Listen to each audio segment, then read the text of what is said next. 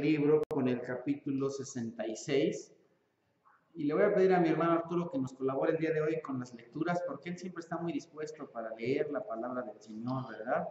Así como dice el Señor, bienaventurados los que oyen y también los que leen las palabras proféticas, no solo del Apocalipsis, sino de toda la Biblia.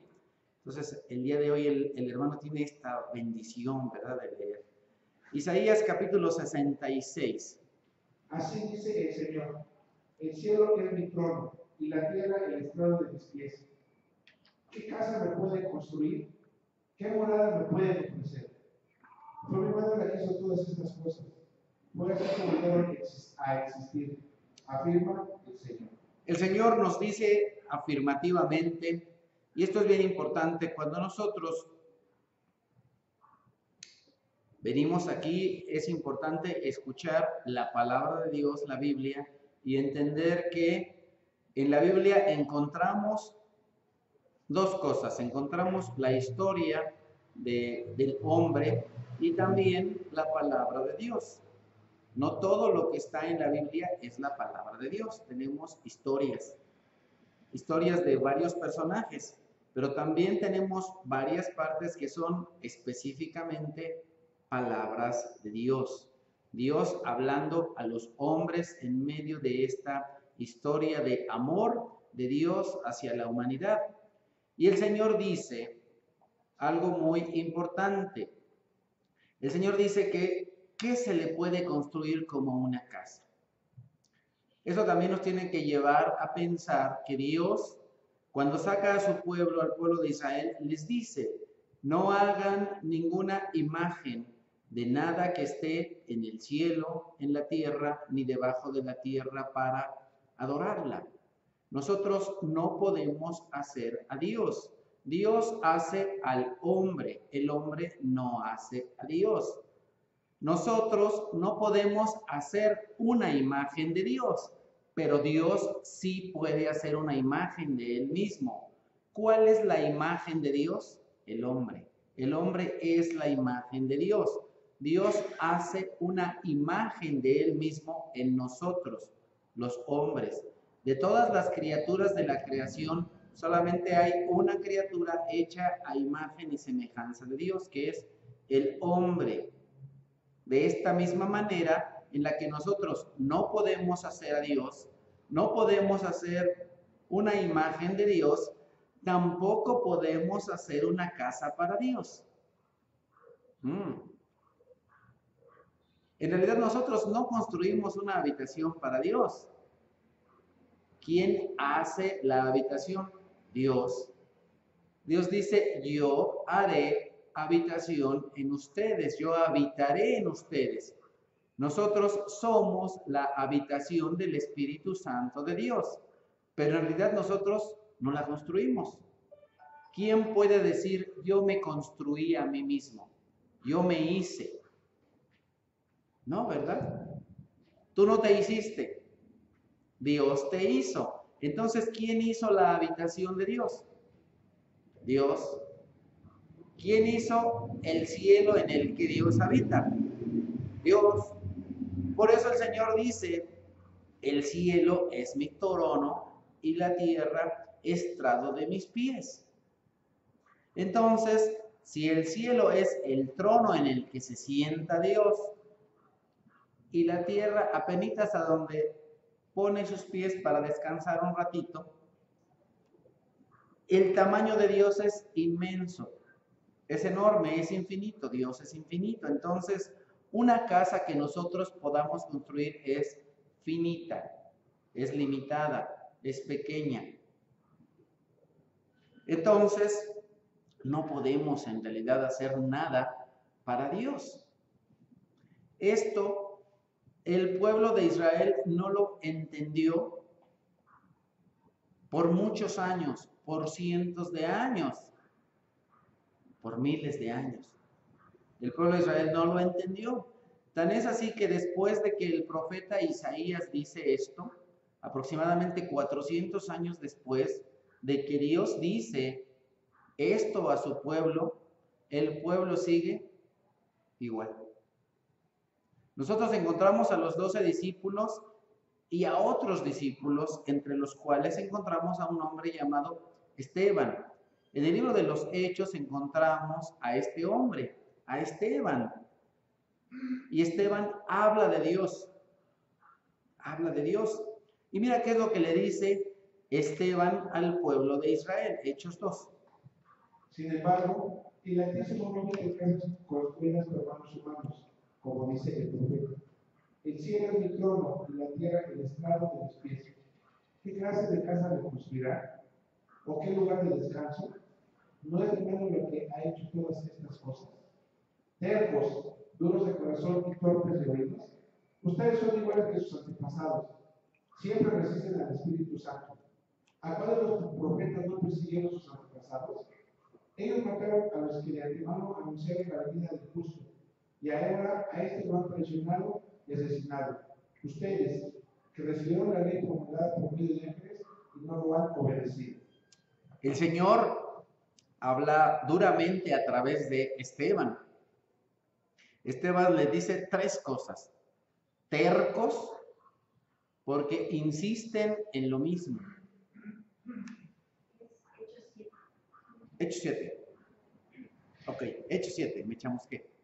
En Hechos 7, no, es Hechos 2. Ah, ¿verdad? Entonces, ¿cómo sería yo si alguien viene y me dice es Hechos 7? Un hombre terco, un hombre necio, que tal vez no tiene la razón, pero se aferra a tenerla. Así es el pueblo de Israel. Le dicen, no, así no es así. Eso es una terquedad. Insistir en que alguien está bien, insistir en que está haciendo lo correcto.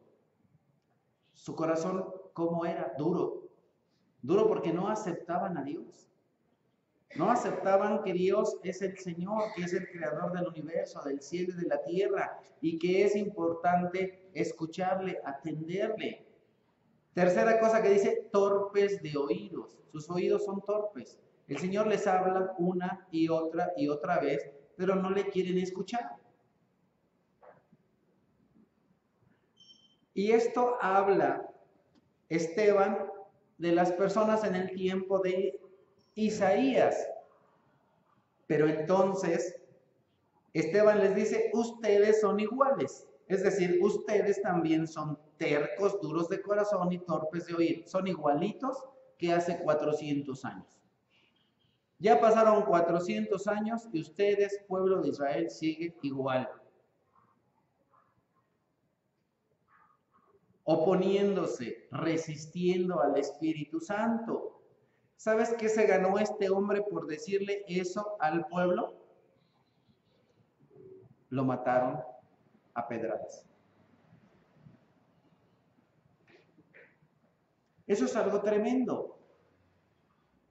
La Escritura nos dice, corrige al sabio y te amará. Cuando tú corriges a una persona que es sabia, te ama. Te dice, gracias hermano, gracias hermana, qué bueno que me corriges. Un niño cuando lo corriges te ama. Pero la Biblia ahí mismo dice, pero corrige al necio y será tu enemigo. Tú puedes ver cuando una persona es sabia si después de que la corriges te ama más. Y tú puedes ver si una persona es una persona necia si después de que la corriges te odia, habla mal de ti, se vuelve tu enemigo. Entonces, y ahora esta persona, esta mujer, este hombre, ¿qué le pasa? ¿Por qué dice cosas de mí? ¿Por qué me ofende? ¿Por qué me agrede? ¿Por qué me tira de pedradas? Porque es una persona ¿qué? Necia. El necio se vuelve tu enemigo. El sabio te ama. Entonces, qué importante es poder determinar, discernir, entender. Y esto es importante traerlo a nosotros. Porque en muchas ocasiones, cuando escuchamos cosas como estas, de pronto viene el codazo al de al lado y le dicen, ahí te hablan. O dicen, eso seguramente lo dijo por esta persona o por aquella. Mira, una cosa que tú y yo tenemos que entender. Tú viniste el día de hoy al servicio.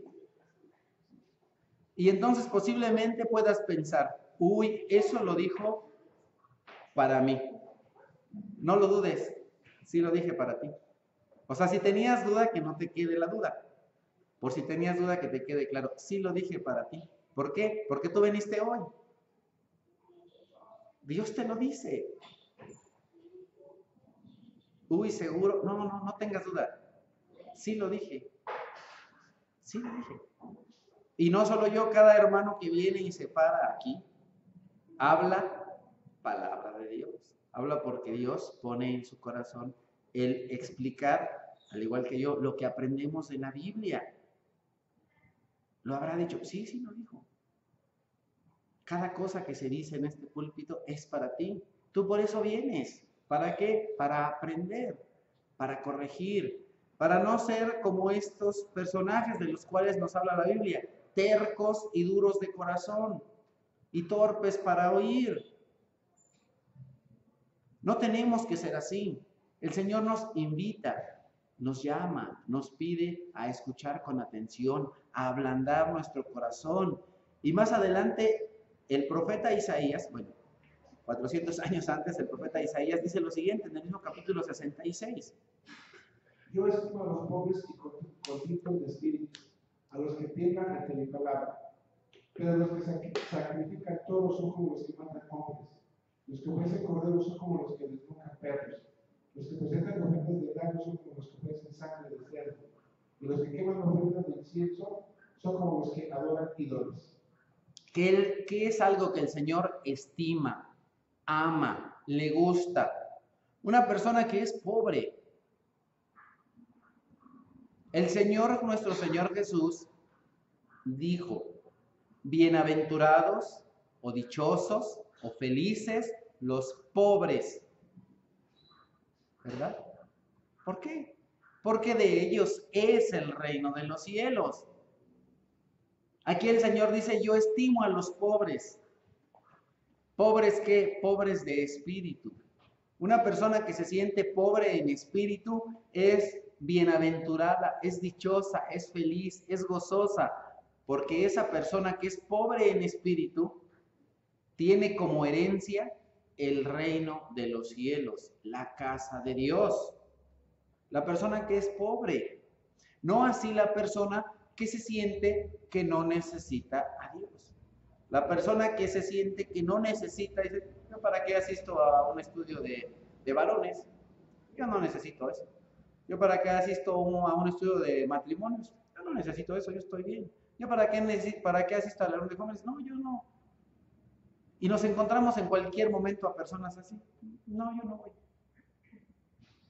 Que no se sienten pobres, sino que se sienten ricos, que se sienten que ya la hicieron, que está bien, que no necesitan a Dios, que no necesitan palabra de Dios, que no necesitan enseñanza de parte de Dios. Pero aquellos que, al igual que yo, se sienten pobres, se sienten necesitados, se sienten con hambre, se sienten con sed, a esos son a los que Dios alimenta, a esos son a los que Dios da el agua de su palabra, a esos son a los que Dios da bendición. ¿A quién más ama Dios? A aquellos que tienen un espíritu humillado, un espíritu que dice, Señor, he pecado, me equivoqué, fallé, te lastimé. ¿Quién recibe perdón? El que acepta que es pecador, el que acepta que se equivocó. Desde el principio de la humanidad, el hombre, y solamente abrimos nuestra Biblia, no hemos pasado ni 5 páginas cuando ya nos encontramos una historia en la cual los primeros hombres pecan. ¿Y qué es lo que pasa cuando estas personas pecan? Dios les da la oportunidad de reconocer su pecado. Pero ¿qué es lo que hacen? Lo que muchas personas hacen. Cuando cometen un error, en vez de decir, lo siento, me equivoqué, perdón, ¿qué es lo que hacen? culpan a otros de su pecado, culpan a otras de su equivocación. Dicen, es que él me hizo esto, es que ella me hizo esto, es que tal cosa, es que echan la culpa a todos, inclusive a Dios mismo, como lo hizo Adán. La mujer que tú me diste, fue la serpiente. Eso no es estar con un espíritu humillado. Eso no es pedir perdón, eso es echarle la culpa a otros de mi pecado. Y eso no es algo que Dios ame. Dios no ama que le eches la culpa a otro. Dios ama que digas, me equivoqué, perdón, lo siento. Y ya, y ya. Culpar a otro no es disculparse, culpar a otro es justificarse. Y Dios ama a los que reconocen su pecado. Los ama, los estima, los aprecia. Y no solo eso, sino también Dios ama, Dios estima, Dios aprecia a los que tiemblan ante su palabra. Ahora, no solo una cosa, sino las tres. ¿Por qué? Porque hay muchos seres que tiemblan ante la palabra de Dios. Muchos seres. ¿Sabes que una persona puede tener una fe diabólica, una fe demoníaca? ¿Cómo está eso? La Biblia nos dice que aún los demonios creen en Dios, ¿a verdad? Creen que Dios es todopoderoso, creen que Dios es justo, creen que Dios lo puede castigar, creen que Dios los puede hacer polvo y tiemblan ante la presencia de Dios.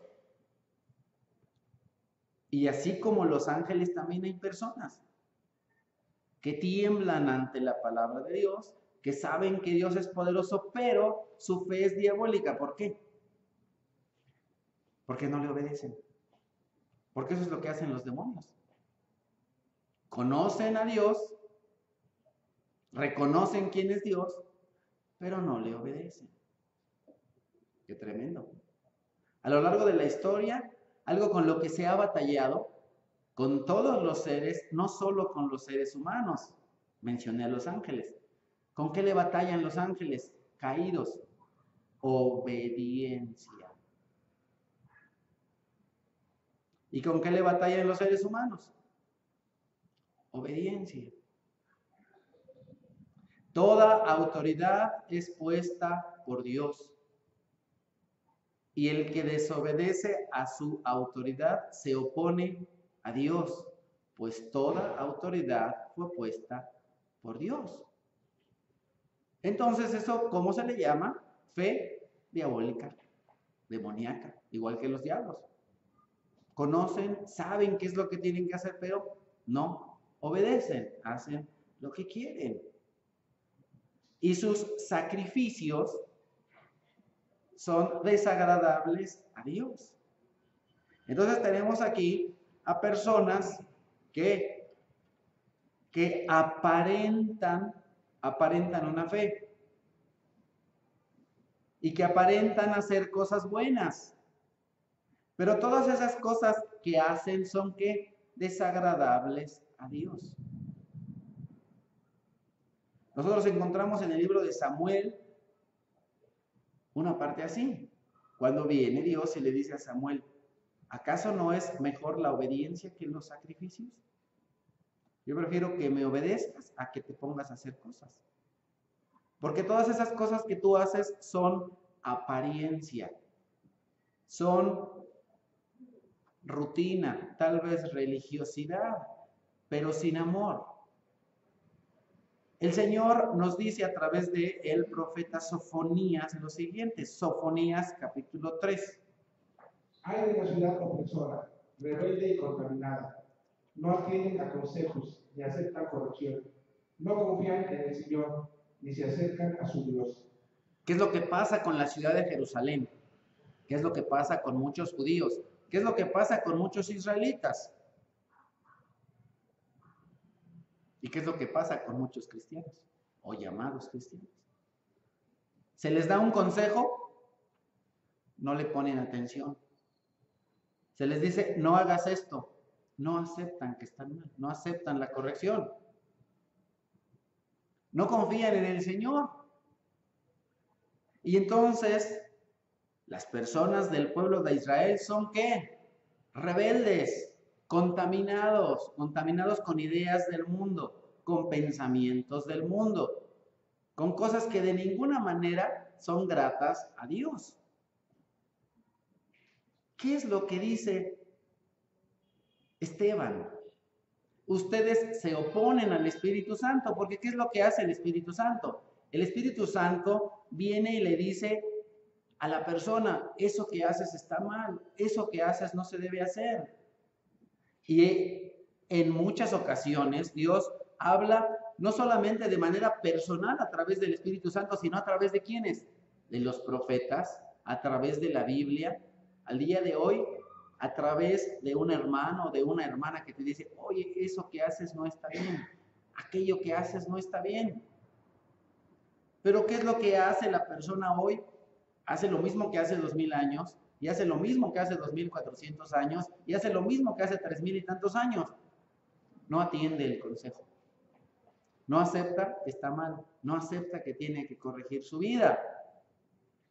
Entonces, tú y yo no tenemos que ser como ese pueblo, porque no se vale solamente ponerle el dedo encima al pueblo de Israel y decir, ay, pecadorzotes.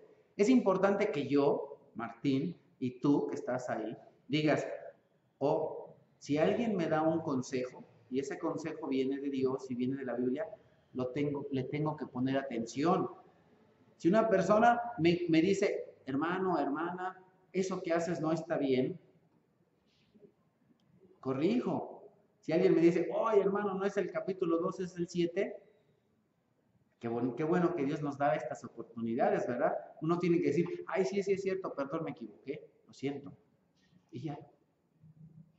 Tenemos que aceptar ser corregidos.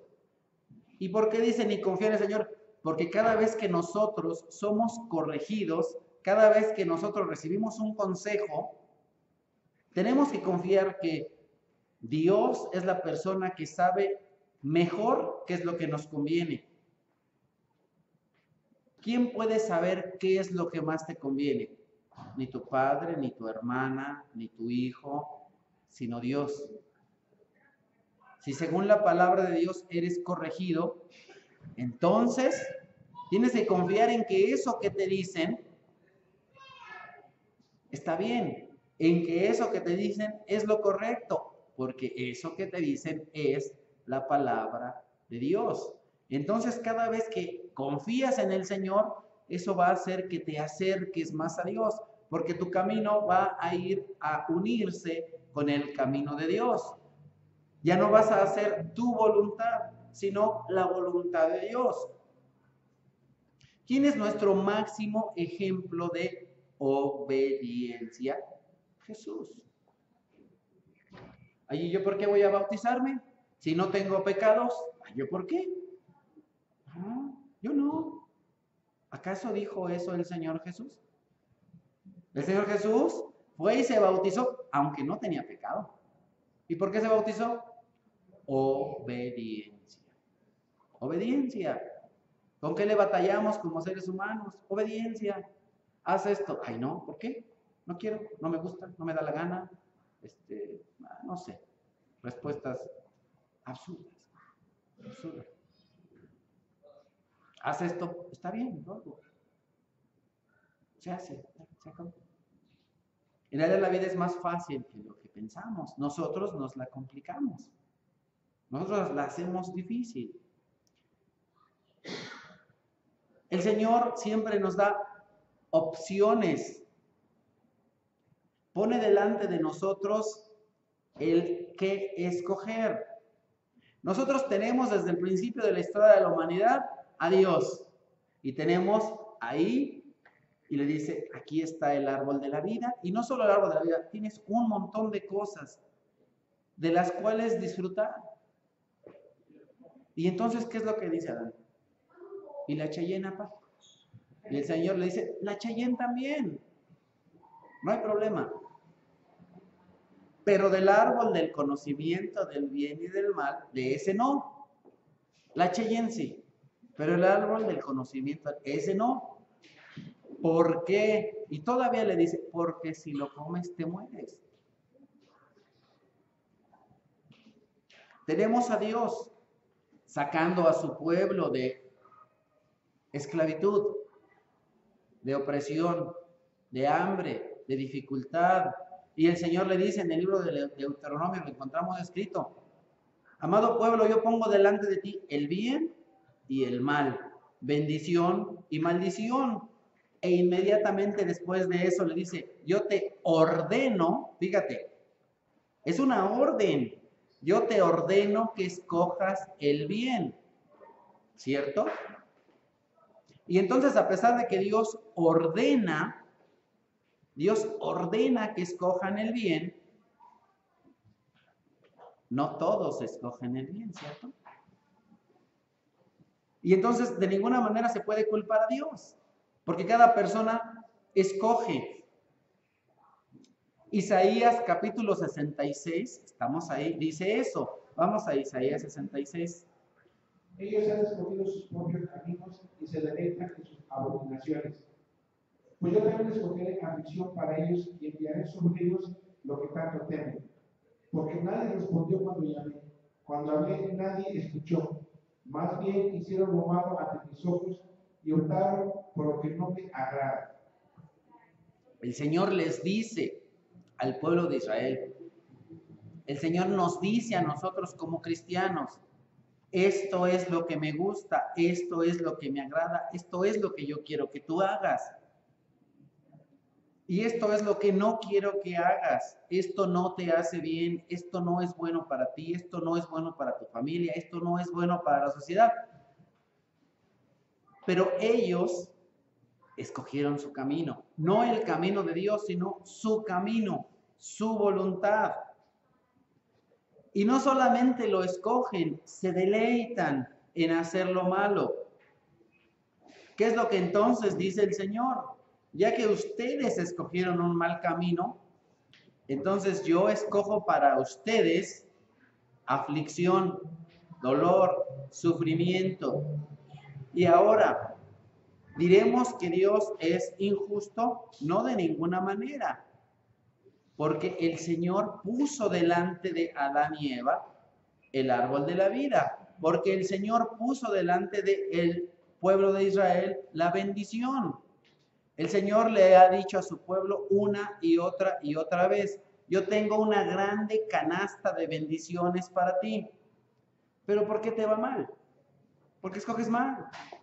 ¿Cómo pues tú, escogiendo una y otra vez lo malo, quieres que te vaya bien? Ay, Señor, ¿por qué me va mal?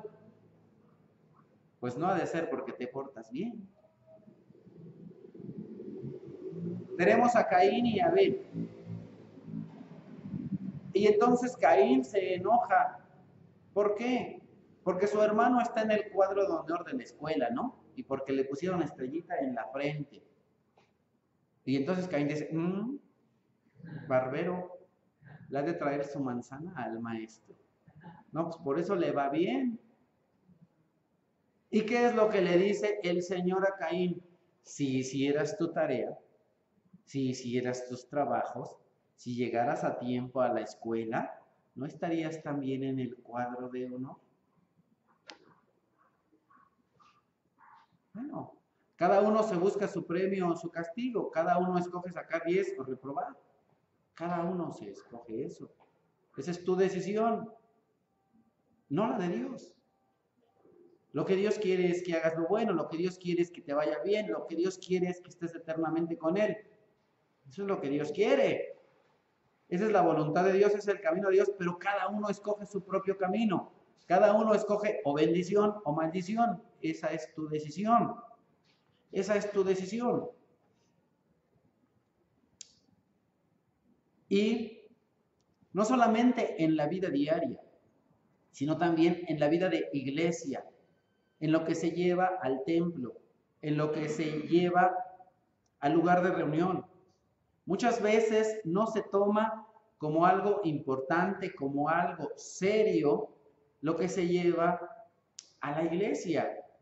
Y de esa manera se ofende a Dios. Veamos lo que dice Dios a través del profeta Malaquías, en Malaquías capítulo 1. Pues en que ustedes están, pues en que ustedes están a manejar alimento mancillado. Y todavía preguntan, ¿en qué te hemos mancillado? Pues en que tienen la mesa del Señor como algo despreciable. Ustedes traen animales ciegos para sacrificio y piensan que no tienen nada de malo. Sacrifican animales cojos o enfermos y piensan que no tienen nada de malo. ¿Por qué no tratan de ofrecerse a su gobernante? ¿Creen que estaría él contento con ustedes? ¿Se ganarían su favor? Dice el Señor Todopoderoso. Le damos gracias a Dios porque hemos avanzado en la iglesia en eso, ¿verdad? Porque de pronto no faltaba el que decía,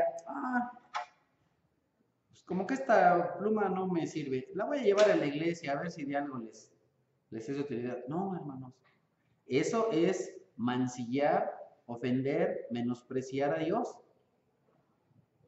Dice el Señor, a ver, llévale esos mouse descompuestos a Marisela Serrano, a ver si te los acepta. Llévalos a Erubiel Ávila, o llévaselos a Peña Nieto, o llévaselos a Andrés Manuel, a ver si te los acepta. Llévale esas sillas descompuestas ahí a Andrés Manuel, a ver si te los acepta para su próximo gabinete. Ay, no, es que es el señor Andrés Manuel. Bueno, ¿y qué acaso no Dios merece más honra que Andrés Manuel? ¿O Marisela Serrano? Entonces, qué importante es dejar de llevarle a Dios las obras. Lo que nos sobra, lo que no nos sirve, lo descompuesto. El Señor dice que cuando se hace eso, se mancilla su nombre, se le ofende. Ándale. No le demos a Dios las sobras, y no solamente de lo físico, sino espiritualmente, de nuestro tiempo.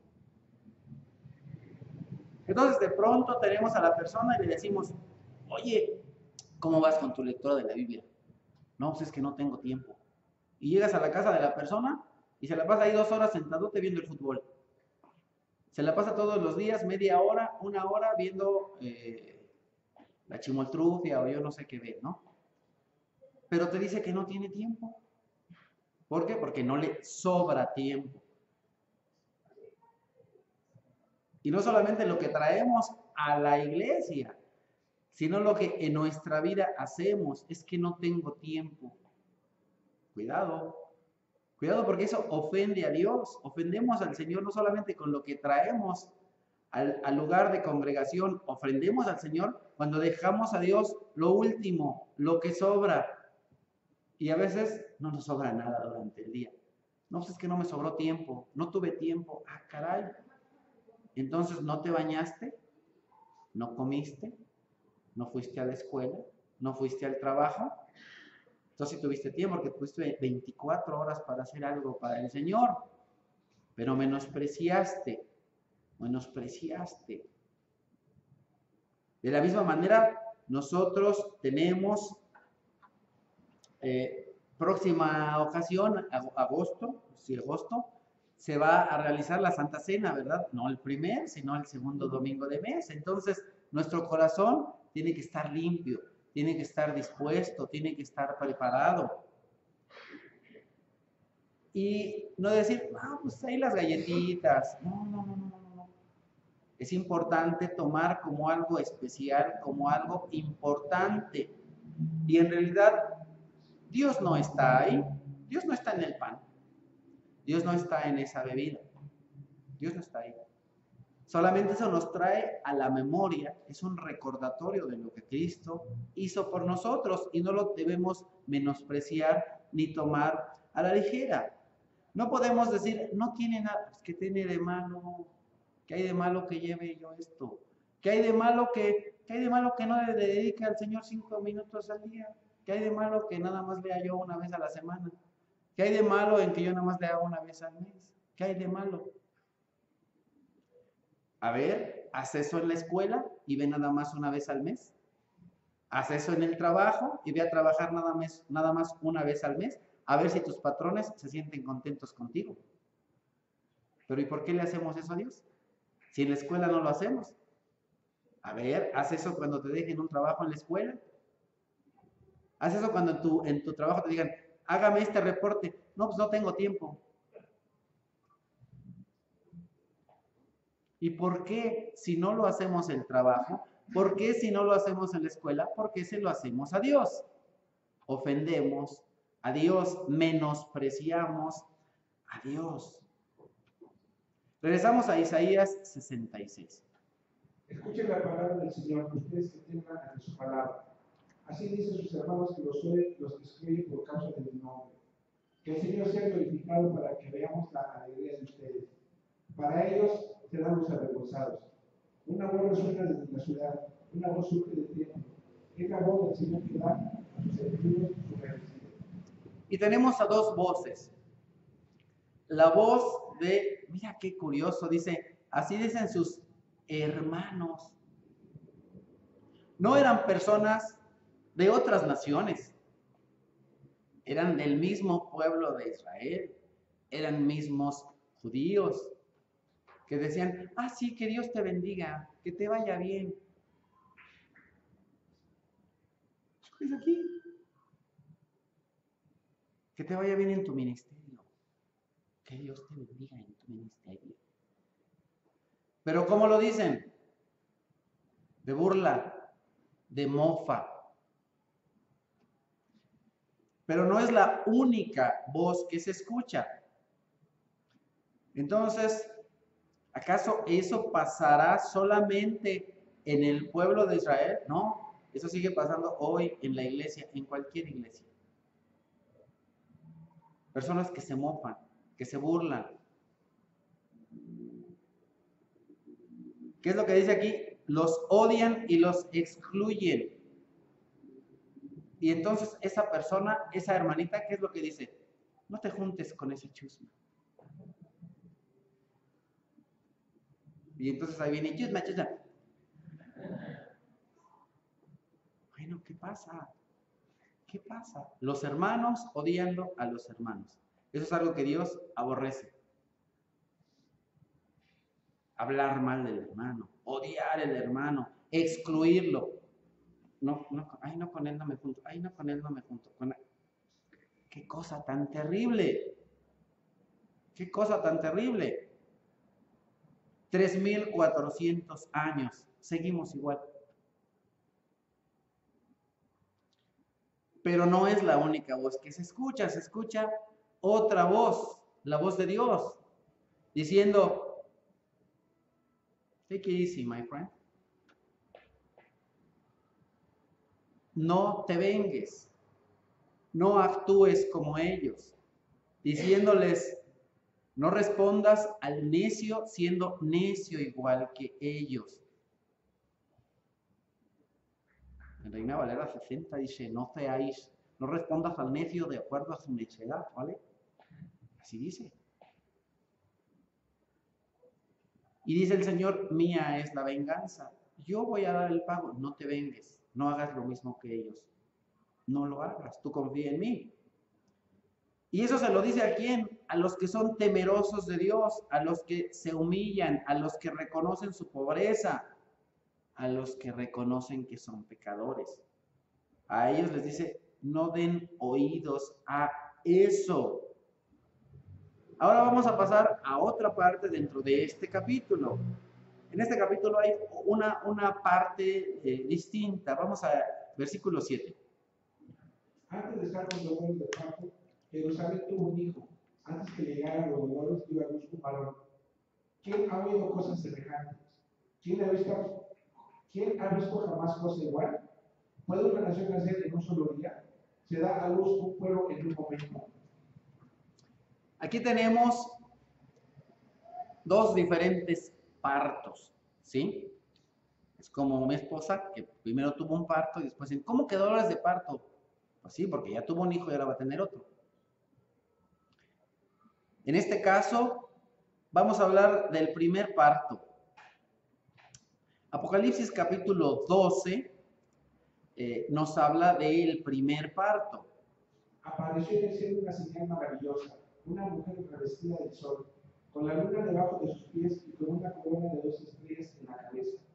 Estaba encinta y gritaba por los dolores y angustia del parto. Ella dio a luz un hijo varón que gobernará a todas las naciones con puño de hierro. Pero su hijo fue arrebatado y llevado hasta Dios que está en su trono. Entonces, Génesis capítulo 37, versículos 9 y 10 nos aclaran a qué se refiere esta mujer revestida del sol con la luna debajo de sus pies. Recordemos que un hombre llamado José, hijo de Israel, Dios le dio el don de interpretar sueños y de tener revelaciones a través de sueños.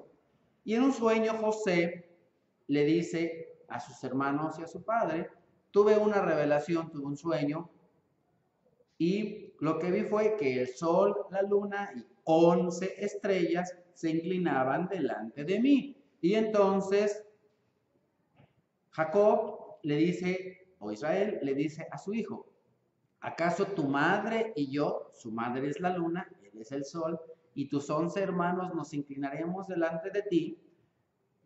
Entonces eso nos da claridad cuando vemos Apocalipsis 12, que se nos dice que es una mujer revestida del sol.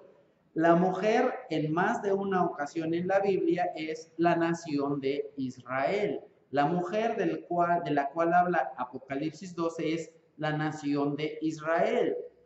La luna es la esposa de Jacob.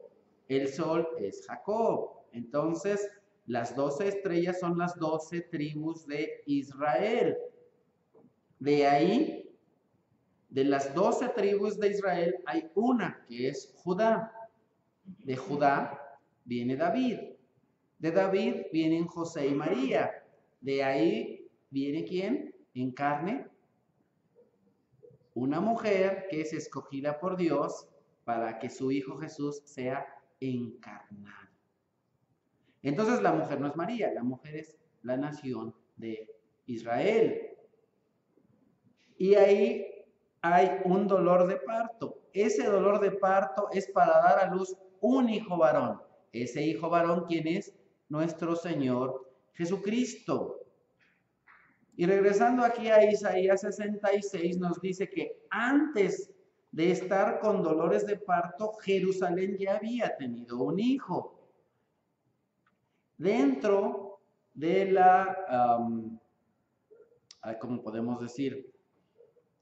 Del territorio de Jerusalén, sobre el cual Jerusalén tiene autoridad, hay un pueblito llamado Belén. Y ahí es a donde viene este hijo, Jesucristo. Pero después de eso vienen otros dolores de parto, otros dolores de parto. Esos dolores de parto, por medio de los cuales una nación va a nacer. Ándale, una nación va a nacer. ¿Cuándo? En un solo día. Y uno puede decir, ¿una nación nace en un solo día? Sí. Pero antes de que esta nación sea, hay otro nacimiento. Que en realidad nosotros sabemos que no es un nacimiento, sino una encarnación, que es la de Jesús. ¿Por qué? Porque Jesús es el primero en todo, como nos lo dice Colosenses 1. Él es la cabeza del cuerpo, que es la iglesia. Él es el principio, el primogénito de la resurrección, para ser en todo el primero. Jesús es el primero. Los primeros dolores de parto, el primer hijo varón es Jesús. Y después vienen otros dolores de parto. ¿Para qué? Para que nazca la nación de Israel. Pero no la nación de Israel como la conocemos hoy, no la nación de Israel de hace 400 años, sino una Israel especial. Vamos a hablar un poquito más adelante de esta nación. Isaías 66:8. Sin embargo, Sion dio a luz sus hijos cuando apenas comenzaron sus dolores. ¿Podría yo abrir la matriz y no provocar el parto? Dice el Señor. ¿O cerraría yo el seno materno en el cielo que yo hago dar a luz? Dice Dios.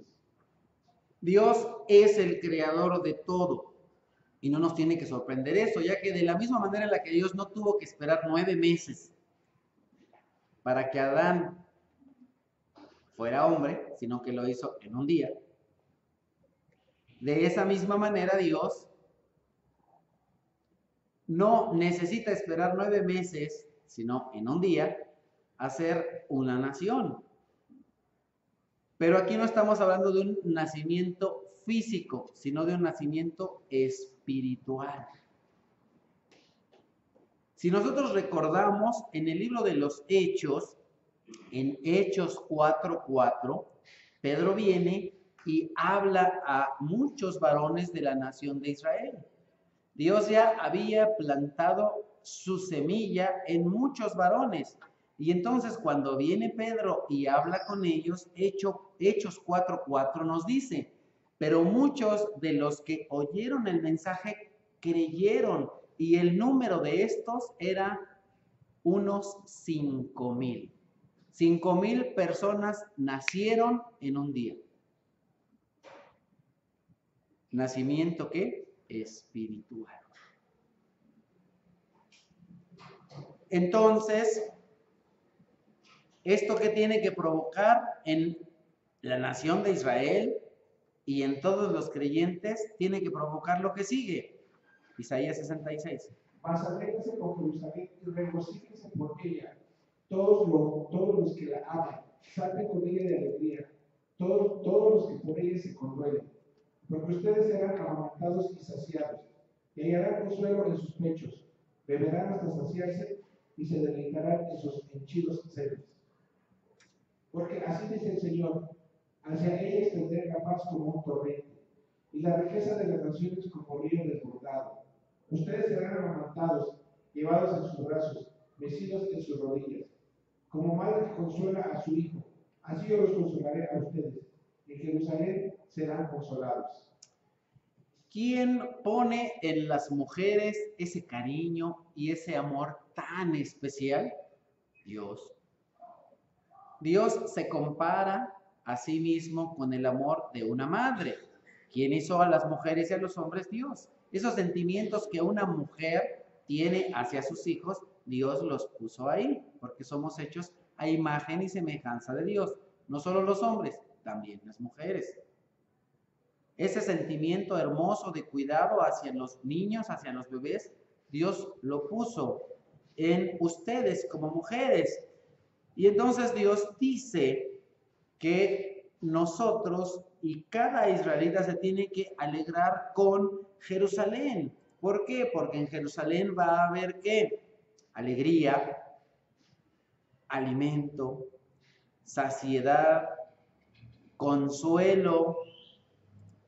Habrá también paz, pero no un poquito de paz, sino un montón de paz, riqueza. Qué cosas tan hermosas. ¿Todo esto para quién? Para su pueblo, porque su pueblo sufrirá de una manera bien fuerte. Va a llegar un tiempo en el que el pueblo de Israel sufrirá todavía más que lo que ha sufrido. Por eso es que el Señor va a traer consuelo a todos ellos.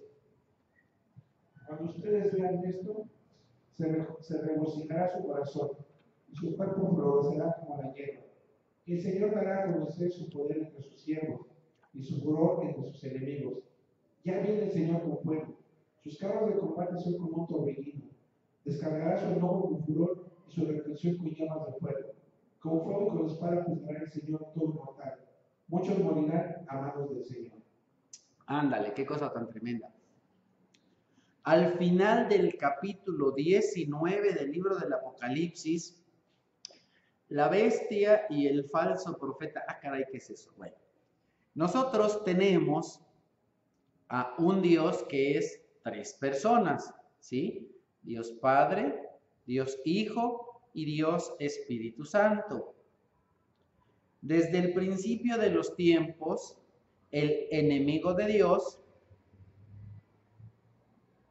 el diablo, el dragón rojo, también llamado la serpiente antigua, está ahí mismo en el capítulo 12 de Apocalipsis, ha buscado imitar a Dios. Resulta que en el tiempo final, en el tiempo del Apocalipsis, el diablo o Satanás va a hacer que un hombre sea manipulado por él y ese hombre va a hacerse el muertito. Y después va a pretender resucitar. Ser muerto, resucitado, ¿eso no te suena a algo? Okay. De la misma manera en la que nuestro Señor Jesucristo fue muerto y resucitado, de esa misma manera, este hombre al que Dios le llama la bestia, va a pretender ser muerto y resucitado. ¿Para qué? Para que se le adore. Y entonces habrá otro personaje llamado el falso profeta. Ok. Entonces tenemos aquí a tres personajes que no son divinos, sino más bien malignos. Y así nosotros tenemos a Dios Padre, Dios Hijo y Dios Espíritu Santo. Y tenemos al diablo, a la bestia y al falso profeta. Tres que no son uno. Tres que no lo pueden hacer todo. Tres que son los imitadores. Y así como el Espíritu Santo nos mueve a adorar a Dios Padre y el Espíritu Santo nos mueve a adorar a su Hijo Jesucristo, el falso profeta va a mover a las personas a adorar a la bestia, a la imagen de la bestia. Por eso es que Dios dice: no se hagan ninguna imagen ni en el cielo, ni en la tierra, ni debajo de la tierra, ni la adoren. No tenemos que adorar a ninguna imagen, ni tampoco una que nosotros pensemos que es la imagen de Jesucristo. No se puede tampoco. Ni una cruz. No se adora la cruz. No se adora una figurita de Jesús. No se adora. Porque si no, pues seríamos como aquellos que adoran la imagen de la bestia. Y entonces aquellas personas adorarán la imagen de la bestia. Porque ¿qué es lo que el diablo quiere? Que en vez de que se adore a Dios, se adore a cualquier otra cosa que no sea Dios. Preferentemente a Él. Él es un engañador. Y entonces hay un tiempo que no es el tiempo de la Jerusalén en el cielo, sino la de la Jerusalén en la tierra, la Jerusalén del milenio, 1000 años. Es un reino de transición, es un reino de cambio, es un tiempo de cambio entre la vida en esta tierra y la vida en el cielo. Ese reino de transición, ese reino de cambio, es en el cual nuestro Señor Jesucristo va a estar en la tierra reinando por 1000 años en la Jerusalén de la tierra. Continuamos en Isaías 66. Otros perecerán los que se santifican y se purifican para entrar en los jardines, siguiendo a uno que va al frente. Y los que comen carne de cerdo, patas y otras abominables, afirma el Señor. Yo, por causa de sus acciones y sus ideas, estoy a punto de reunir a gente de toda nación y lengua. Vendrán y verán mi gloria. Así como el Señor instituye el sacrificio de un cordero, que es un animal limpio, ¿cierto? Así, en el tiempo de Isaías y aún en el tiempo del final, había un ídolo, que ellos le llamaban diosa, que era Acera. ¿Qué es lo que se hacía con esta diosa Acera? En su templo, las personas según ellos, se santificaban para su ídolo, para su dios, y lo que sacrificaban, ¿saben qué era? Un cerdo. Entonces tenemos el sacrificio del cordero y el sacrificio del cerdo. La sangre del cordero, la sangre del cerdo. Imitaciones, siempre imitando, pero de una manera inmunda, de una manera incorrecta. ¿Y qué es lo que nos dice aquí la Escritura? Que hay uno que va al frente y hay muchos que lo siguen. Es decir, este tipo de idolatrías, de abominaciones y de cosas terribles nunca fueron mandadas por Dios, pero son las cosas que a lo largo de la historia las personas han hecho. Y por todo esto, Y por todo esto, el pueblo de Dios, pero no todos, sino los quienes, los que tiemblan ante su voz, ¿sí? Los que son humildes, son los que ¿qué? Son los que sufren. Y eso no solamente pasó en el tiempo de Isaías. Cuando las personas vienen y dan a conocer a nuestro Señor Jesucristo, pasa lo siguiente, segunda carta a los Tesalonicenses capítulo 1. Así que nos sentimos orgullosos de ustedes ante las iglesias de Dios por la perseverancia y la fe que muestran al soportar toda clase de persecuciones y sufrimientos. Todo esto prueba que el juicio de Dios es justo y por tanto Él los considera dignos de su reino, por el cual están sufriendo. Dios, que es justo, pagará con sufrimiento a quienes los hacen sufrir a ustedes, y a ustedes que sufren les dará descanso lo mismo que a nosotros. Esto sucederá cuando el Señor Jesús se manifieste desde el cielo entre llamas de fuego, con sus poderosos ángeles para castigar a los que no conocen a Dios ni obedecen el Evangelio de nuestro Señor Jesús. Ellos sufrirán el castigo de la destrucción eterna, lejos de la presencia del Señor y de la majestad de su poder, el día en que venga para ser glorificado por medio de sus santos y admirado por todos los que hayan creído, en los cuales están ustedes, porque creyeron el testimonio que les dimos. Entonces, como ustedes pueden ver, este sufrimiento no solamente es para el pueblo de Israel, también para nosotros como cristianos, también como nosotros como creyentes. El sufrir, el ser perseguidos, el que las personas no te quieren porque les dices que lo que hacen no está bien, tanto a los que dicen que no son cristianos, aún como a los que dicen que lo son, eso te lleva a sufrir, a que no te quieran, a que te odien, a que te digan chusma, chusma. Bueno, pero el Señor nos dice en Isaías que Él viene con ¿qué? Con fuego. Dios mismo es fuego consumidor. Has de saber que el oro se purifica con el fuego.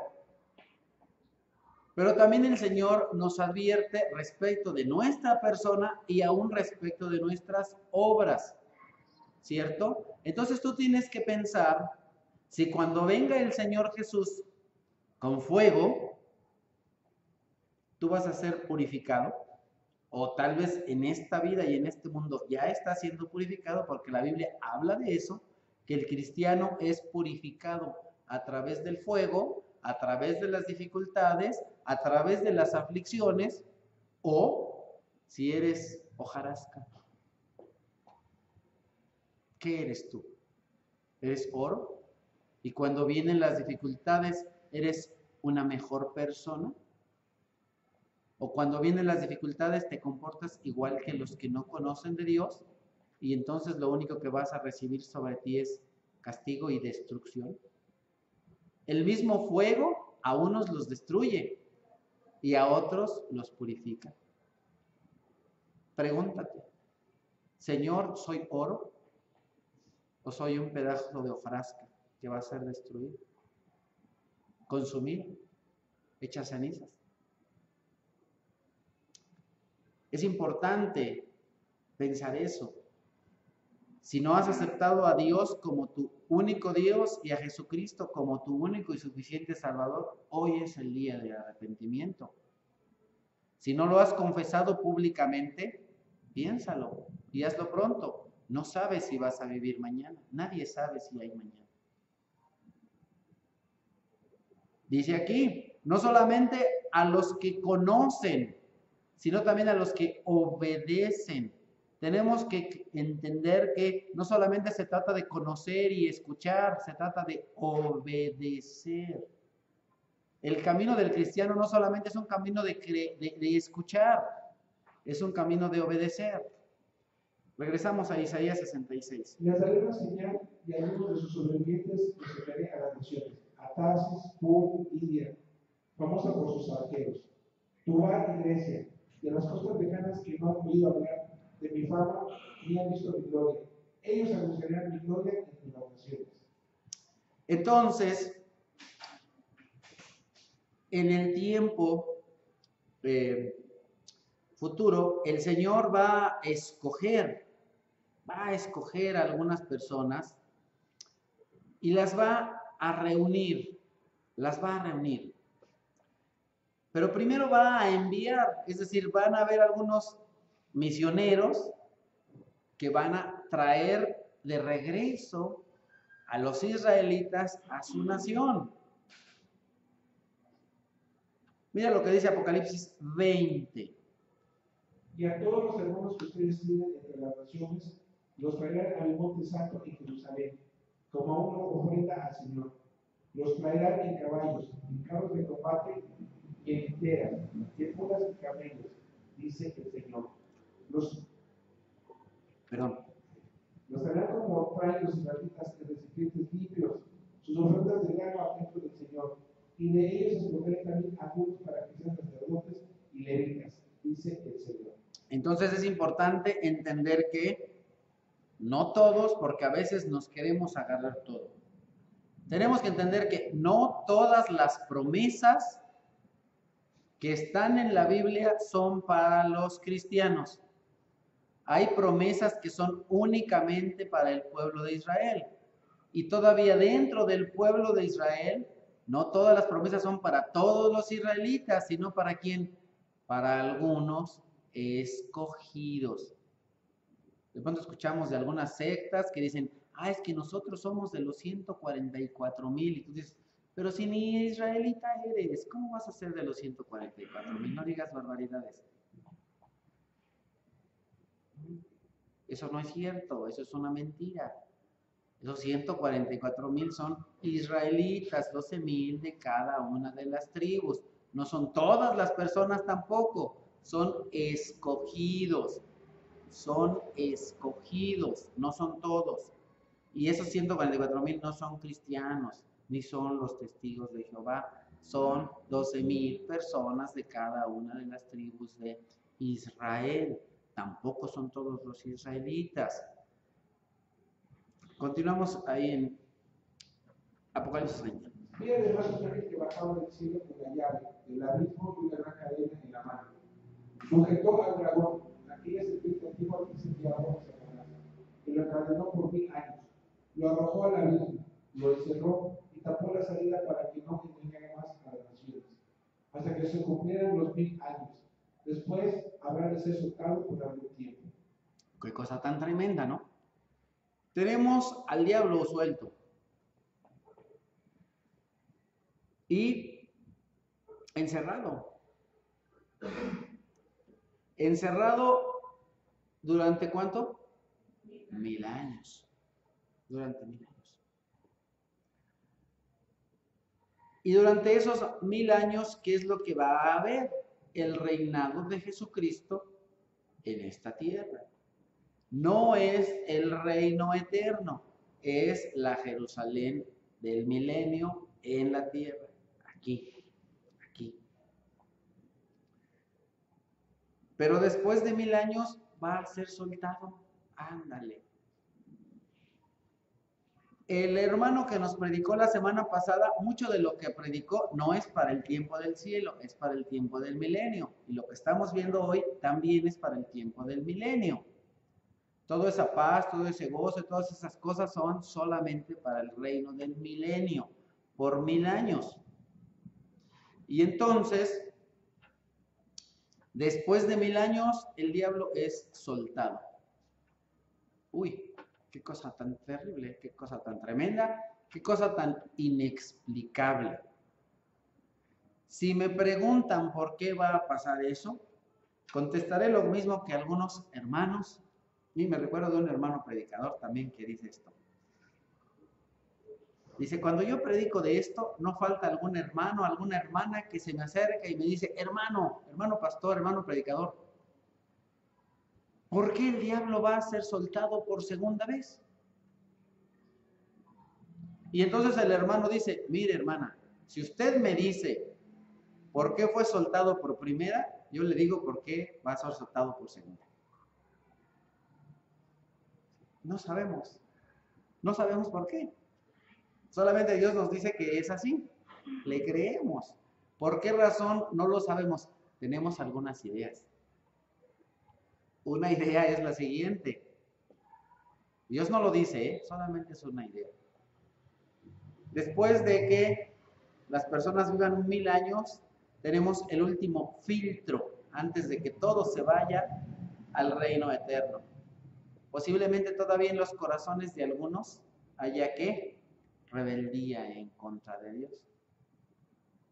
No te sorprendas. Eso que pasa en el milenio ya está pasando hoy. Todavía tenemos a personas que creen en Dios, que aceptan a Dios como su único y suficiente Salvador, que están en cualquier iglesia cristiana y son rebeldes. No te sorprendas. Por supuesto, yo no soy Cristo. Pero cuando venga Cristo va a pasar lo mismo que pasa hoy en las iglesias. Personas rebeldes, personas que no atienden, personas que no obedecen, personas que odian a sus hermanos. Tienen ahí al mismo Jesucristo y no lo obedecen. No le creen. Dios mismo, Jesucristo mismo reinando en esta tierra. Pero todavía personas no le van a creer. La fe es personal. Entonces vi tronos donde se sentaron a los que recibieron autoridad para juzgar. Vi también las almas de los que habían sido decapitados por causa del testimonio de Jesús y por la palabra de Dios. No habían adorado a la bestia ni su imagen, ni se habían dejado poner su marca en la frente ni la mano. Volvieron a vivir y reinaron con Cristo 1000 años. Esa es la primera resurrección. Los demás muertos no volvieron a vivir hasta que se cumplieron los 1000 años. Dichosos y santos los que tienen parte en la primera resurrección. La segunda muerte no tiene poder sobre ellos, sino que serán sacerdotes de Dios y de Cristo, y reinarán con él 1000 años. Y después de 1000 años, el Señor va a permitir que ¿qué? Que los muertos vuelvan a vivir. Ándale. ¿Y para qué Dios va a permitir que los muertos vuelvan a vivir? Lo vamos a ver en un momentito. Porque así como perdurará en mi presencia el cielo nuevo y la tierra nueva que yo haré, así también perdurará el nombre y los descendientes de ustedes, afirma el Señor. Sucederá que de una luna nueva a otra y de un sábado a otro, toda la humanidad vendrá a postrarse ante mí, dice el Señor. Entonces saldrán y contemplarán los cadáveres de los que se rebelaron contra mí, porque no morirá el gusano que los devora, y se apagará el fuego que los consume, y repulsivo será a toda la humanidad. Entonces tenemos aquí a personas adorando al Señor Jesucristo, sirviendo al Señor Jesucristo, pero entonces viene a ese tiempo en el que Dios permite que los muertos vuelvan a vivir. ¿Y para qué? Regresamos a Apocalipsis 20. Cuando se cumplan los 1000 años, Satanás será liberado de su prisión y saldrá para engañar a las naciones que están en los 4 ángulos de la tierra, a Gog y a Magog, a fin de reunirlas para la batalla. Sus números serán como de las arenas del mar, marcharán a lo largo y a lo ancho de la tierra, y rodearán el campamento del pueblo de Dios, la ciudad que él ama, pero caerá fuego del cielo y los consumirá por completo. El diablo que los había engañado será arrojado al agua de fuego y azufre, donde también habrán sido arrojados la bestia y el falso profeta. Allí serán atormentados día y noche por los siglos de los siglos. Ándale. A eso es a lo que se refiere Isaías 66, en la parte en la que dice, y todos verán a mis enemigos siendo destruidos y después devorados por las aves. ¿Qué aves? Las aves de rapiña. Así como dice la Escritura, porque donde están las águilas, ahí está el cuerpo del muerto. Las aves de rapiña es lo que hacen, comen animales o personas muertas. Un águila no mata a un animal, un águila no mata a una vaca, se come a la vaca que ya está muerta. Eso es lo que pasará en ese tiempo. El Señor viene con un cierto número de personas que son traídas de todas partes del mundo para reunirlas en Jerusalén Y las personas de todo el mundo vienen a pelear en contra de Dios mismo, en contra de Jesucristo, en contra de sus escogidos. Mira qué cosa tan parece inconcebible para nosotros. Una persona pretendiendo luchar con Dios, sí, y no una, un montón. Dice aquí la escritura, como la arena del mar, luchando en contra de Dios. Pero todos ellos muertos, todos ellos comidos por las aves, y ahora el diablo arrojado al lago de fuego. ¿Y eso para qué? Nosotros al día de hoy sabemos que Jesucristo en la cruz ya derrotó a la muerte y derrotó a Satanás. Pero ahora, en el tiempo del final, todas las naciones verán que Jesucristo es más poderoso que todas las naciones juntas, que Jesucristo es más poderoso que el diablo, el engañador. Ándale. El libro de Isaías entonces llega solamente hasta ¿dónde? Hasta el tiempo del milenio. Pero a Isaías no se le dejó saber qué pasaba después.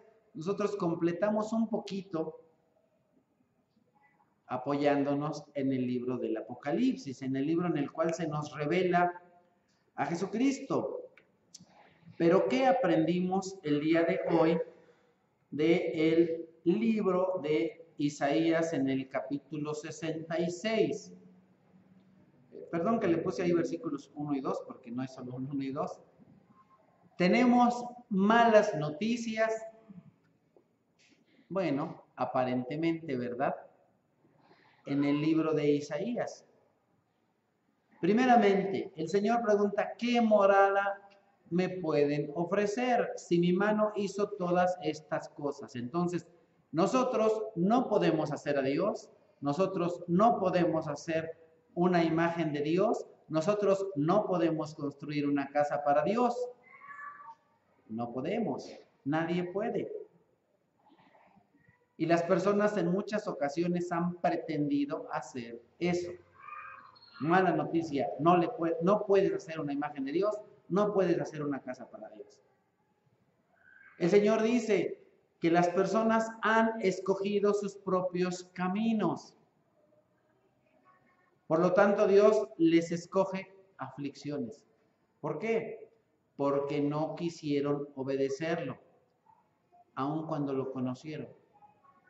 La carta a los Romanos dice que Él se ha revelado a todas las personas y nadie tiene excusa, porque aun cuando conocieron a Dios, no lo adoraron ni lo glorificaron como Dios, sino que su mente se atontó, se cruzó, y en vez de adorar al Creador, adoraron a la creación, en imágenes de reptiles, de animales y aún imágenes de hombres, todos ellos criaturas. Hay un creador, todo lo demás es creación. También aprendimos que hay personas que se apartan, se santifican, se purifican, pero no según Dios, sino para hacer cosas abominables y para adorar ídolos. Por lo tanto, el Señor va a dar a conocer su furia, su enojo, ¿a quiénes? A todos sus enemigos. Esas noticias son terribles, esas noticias son malas si no aceptas a Dios, si no te humillas, si no lo reconoces, si no le obedeces. Pero tenemos esas noticias cuando aparentemente son malas, nos dejan ver que ¿qué? Que Dios es justo. Porque si Dios no castigara el mal, entonces sería un Dios corrupto. Y Dios no es corrupto, Dios es justo. Castiga al que hace el mal. Pero tenemos unas noticias hermosas y buenas que se nos han venido desarrollando en todo el libro de Isaías. Y a través del libro de Isaías y concluyendo en el capítulo 66, el Señor dice, yo amo, yo aprecio, yo estimo a quienes, a los pobres en espíritu, porque de ellos es el reino de los cielos, a los que reconocen que sin Dios no son nada, a los que reconocen que necesitan a Dios. A esos yo amo, a aquellos que se humillan y reconocen sus fallas, sus pecados, a aquellos que reconocen que necesitan a Dios. A esos yo amo, a aquellos que cuando yo hablo obedecen, a aquellos que tiemblan ante mi nombre. A esos yo amo. Aprendimos también el día de hoy que Dios puede hacer cosas maravillosas. ¿Puede el Señor hacer nacer en un solo día una nación? Por supuesto. En un día hizo los cielos y la tierra. En un día el Señor hizo la luz. En un día el Señor hizo a todos los animales que están en el mar. En un día. En un día entonces el Señor hará nacer una nación. Por supuesto, el Señor nuestro Dios es un Dios todopoderoso y en un día hará la nación de Israel en la Jerusalén del milenio. Aprendimos también que en esa Jerusalén de 1000 años Dios va a traer paz, pero no un poquito de paz, sino mucha paz. Dios va a traer riqueza, Dios va a traer consolación, Dios va a traer regocijo, Dios va a traer a las personas florecimiento. Y también vemos que Dios se va a dar a conocer con su gloria, con su poder, ¿a quienes? A los que le sirven. Eso aprendimos el día de hoy. Vamos a orar para que Dios nos ayude a ser transformados, cambiados. Acompáñenme, por favor. Señor Todopoderoso, bendito y alabado seas porque nos permites el día de hoy concluir nuestro estudio del libro de Isaías. Gracias, Señor, porque a través de este profeta nos has enseñado cosas hermosas y maravillosas. Gracias, Señor, porque nos has mostrado tu amor, nos has mostrado tu misericordia, nos has mostrado tu amor, nos has mostrado tu perdón, nos has mostrado promesas hermosas y maravillosas para tu pueblo Israel. Nos has mostrado promesas hermosas y maravillosas, muchas de las cuales nosotros compartimos como creyente. Señor, gracias porque tú nos muestras que tú eres el camino, la verdad y la vida. Señor, gracias porque tú nos muestras que en ti tenemos bendición, que en ti tenemos vida, que en ti tenemos vida eterna. Señor, gracias porque tú nos amas y nos corriges. Te bendecimos y te alabamos, Señor, porque solo tú eres santo, porque solo tú eres bueno, porque solo tú eres digno, Señor. Gracias te damos, amado Padre, y te suplicamos por aquellos que se encuentran aquí, por aquellos que también en algún momento nos han visitado, para que tú les muestres, Señor, aquello que deben hacer, para que tú te muestres a ellos y que les dejes saber la importancia que tiene el reconocerte públicamente como único Señor, Dios y Salvador. Y no solo eso, sino también el cambiar su vida. Gracias te damos, Padre amado. Gracias te damos, Señor Jesucristo, y gracias te damos, Espíritu Santo. Amén.